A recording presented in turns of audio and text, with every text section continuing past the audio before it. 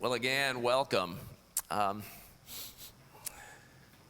As we walk through this season of Advent, and these different themes continue to emerge for us, and the theme certainly of light and of darkness.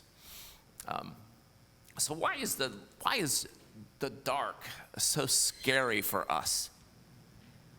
Isn't that fascinating? So why is the dark scary for us? It's ingrained in us from the time that we're little children that the dark is a scary place. And so then when I was growing up, and when we had little children of our own, all of our kids had to have these night lights, right? So that you could plug them into the wall, and they showed that kind of a little bit of where the room was, and that everything was okay.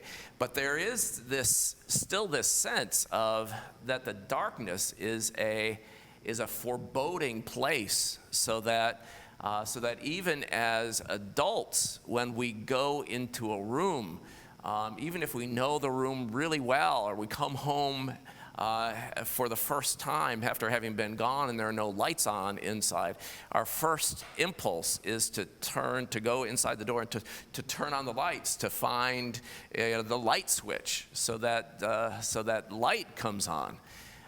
There is this thing in us that is scared of what the darkness may contain, and so we want to show the light.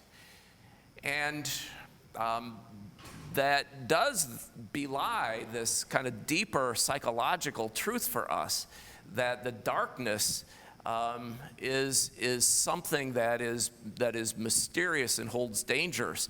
And it's true for the darkness that's outside, but we also have what we talk about as a darkness that is on the inside. So we can say that somebody has a dark mood, or they're in a dark place, they have dark thoughts, dark personalities, these symbols of darkness that are not just external from us, but are also inside of us, and equally mysterious, but also troubling. And so we do want somehow to be able to distance ourselves from that reality of the darkness that can be inside of us. And so we cast around, look around for places in order to be able to identify, places of good and bad that are outside of us. So we, from the time we're children, we do in our play, in the stories that we read, the things that we do, we create these kingdoms of light and kingdoms of darkness, the good guys and the bad guys. When I was growing up, I loved to play cowboys and Indians, and there are pictures of me as a little child which no one will ever see. They're hidden away. They're of me, probably 5, 6 years old, wearing cowboy boots and a 6-gun holster and a vest and a cowboy hat and a kerchief around my neck and a rifle. And with my friends, we would play cowboys and Indians, kind of replaying what we'd seen in the movies and the TV shows that we were watching, constantly protecting, the outpost from the savages who were coming to do us in. It always is a very kind of affirming thing to be the good guy who's standing in the way of the bad guys who are going to come and do us harm. But then, I as I got older, I began to read about history and to learn more about the struggles of who we came to talk about as Native Americans. and reading about Andrew Jackson and the Trail of Tears, Indians who were displaced from land here that we wanted, and then being part of mission trips. We would go to North Dakota, to the Lakota Sioux Indian reservation there, and seeing the absolute barrenness of that land, and the rampant unemployment and alcoholism and depression that was just the way of life for folks who lived there, and then reflecting on all of that, and all of a sudden my images of who were the good guys and who were the bad guys became a lot murkier. It became harder to be able to sort out, the place of good and evil, light and dark, and this need to kind of step into maturity of being able to kind of come to terms with things that didn't turn out quite as conveniently as I had thought. Alexander Solzhenitsyn, in his Nobel Prize-winning series of books, The Gulag Archipelago, writes it this way. He says, "If only there were evil people somewhere insidiously committing evil deeds, and it were necessary only to separate them from the rest of us and destroy them. But the line dividing good and evil cuts through the heart of every human being. And who is willing to destroy a piece of his own heart?" That's very sobering for us as we reflect on our lives and on our history, and trying to come to some terms with the reality of it. And it is into such a world that John the Baptist came. John the Baptist, who came in order to be able to point to a light that shone in the darkness. John's gospel says about John the Baptist, he says, "He came as a witness to testify concerning the light, so that through him all might believe. He himself was not the light. He came as a witness to the light." So this reality, this humbleness in John the Baptist of being able to say, "I'm not the light. I'm not the source here, but there is a light," and pointing to the coming of Jesus, that he brings light into a world that is covered in darkness. And so then we can just kind of play with that metaphor that John opens up for us if we ask ourselves the question, so what is light? What is it that light does? And we can say, well, first, light vanquishes the darkness. So as light shines into a room, you flick a switch or you light a match, all of a sudden the darkness is vanquished in the beam of the light. And so it was for Jesus as he came into the world. One of his central responsibilities had to do with vanquishing darkness. So, when we turn on a light in the room, there's not this war between light and dark. When you turn on the light, the darkness is gone. It's vanquished, it's just gone. And so in the presence of Jesus, whether it was the darkness that was in the hearts of the religious leaders, or whether it was the darkness that was within the minds and hearts of tormented people or demon-possessed, the presence of Jesus vanquished the darkness that was there, and it went fleeing from him. And so it is that as we allow Jesus to flood us with his light, suddenly we can see that as we look in the closets, there are no monsters and no ghosts hiding under the bed, and our fears are put to rest. But it's not only that. So light, when you flick on the light and you walk into a room, suddenly it reveals what's in the room. And so if you were to walk into the room in the dark, you might stumble over a stool or a chair that you forgot was there, or something that had just gotten in the way. You may not be able to find your way across the room, but you turn on the light, and you can see everything's revealed that's in the room. And you can see whether there's something there that ought not to be there. And so it is with Jesus for us. As Jesus shines his light in our lives, all of a sudden he illuminates, he reveals what's in the room. So that if there are those things that are stumbling blocks, there are things that are impediments or dangers, then we know by his light to be able to remove them or to put them in a place where they belong. And it puts everything in perspective so that big things are put in their place and small things in their place. This perspective, everything has its value and everything has its place. All of a sudden we know that because of the light that shines and reveals everything in the room. And then, light reveals color. It reveals color, so that when you walk into a dark room, every dark room is the same. It all looks the same.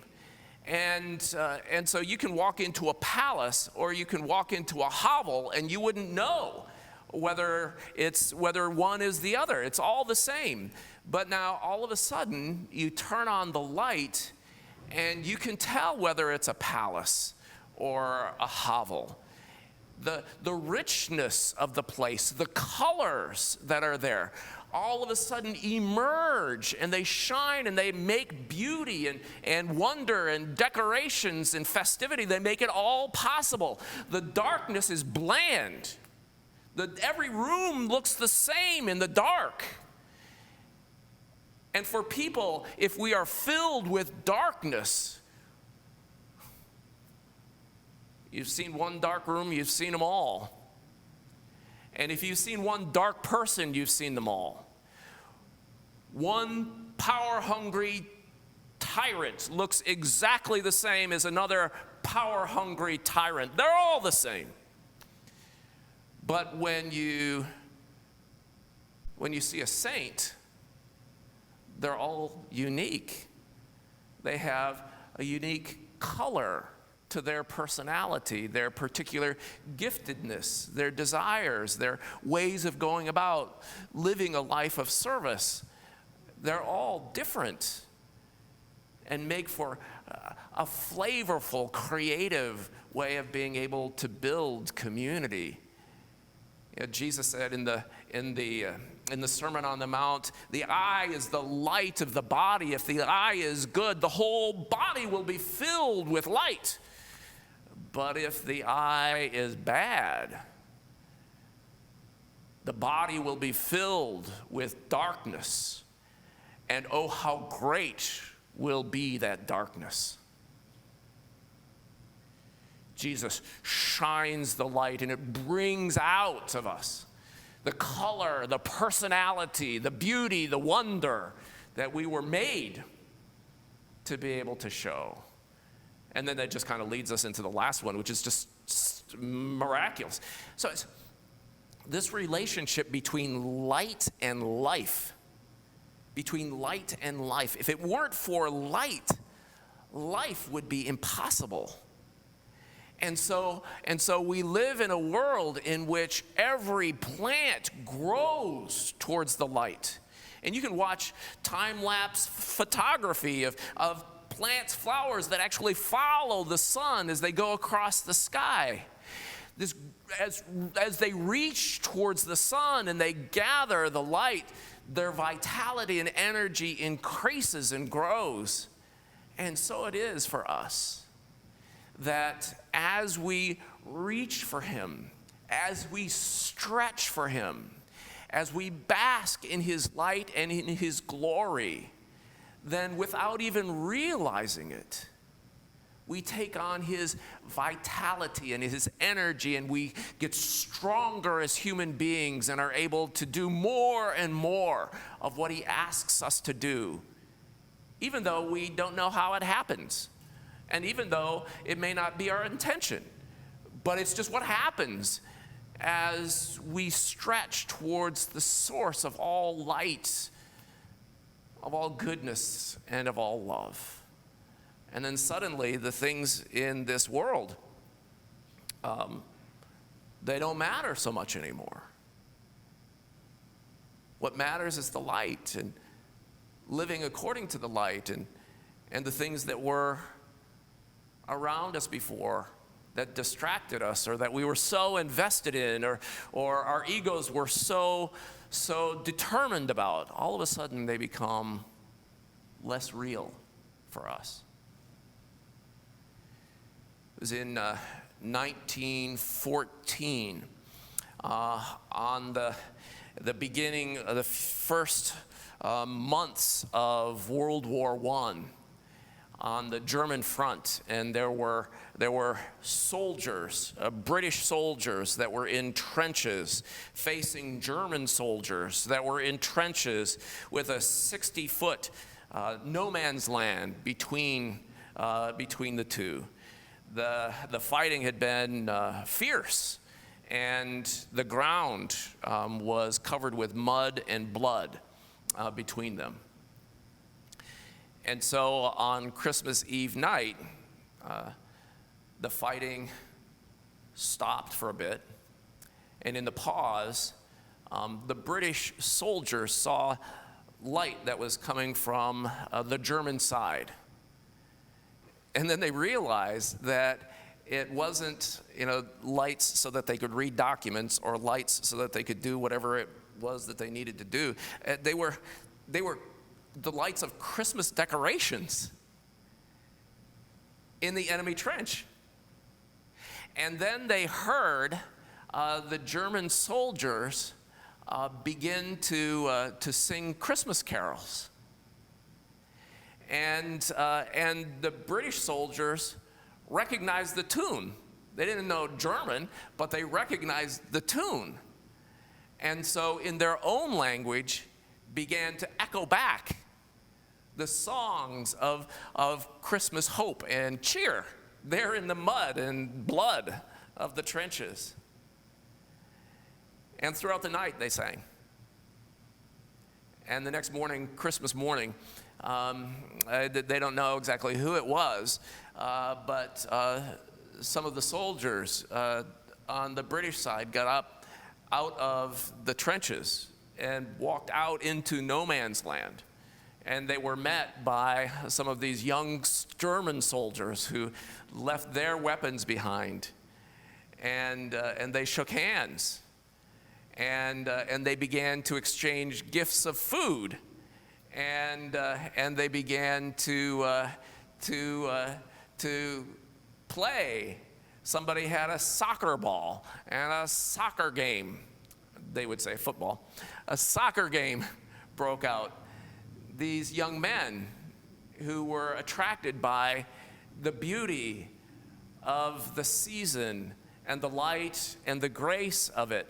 There were places on the front where that spirit of joy and camaraderie lasted through until New Year's, to the consternation of their commanders who were behind them. And so what happened? A moment of madness? Or a moment of sanity in the midst of madness? Until finally the lines of authority and the machinations of war reinforced themselves, and the killing continued. There's a couple quotes from two of the men who were there and witnesses. He said, "Altogether we had a great time with our enemies and parted with much handshaking and mutual goodwill." A corporal said, Here we were, laughing and chatting to men whom only a few hours before we were trying to kill. A moment of madness or a moment of sanity in a mad world.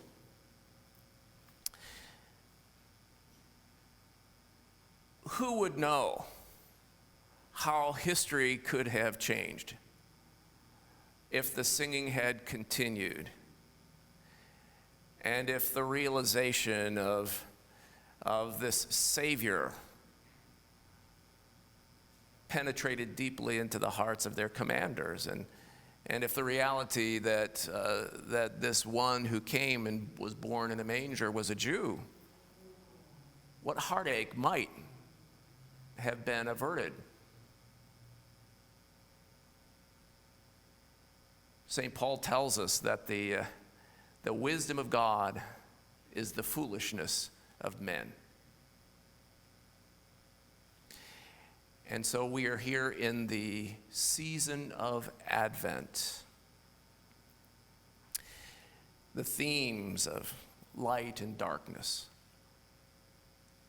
and how they play in our hearts and in our lives. The prophet Isaiah wrote these words. Arise, shine, for your light has come, and the glory of the Lord rises upon you. See, darkness covers the earth, and thick darkness is over all of the peoples. But the Lord rises upon you, and his glory appears over you. May it be so for us this Advent season. Amen.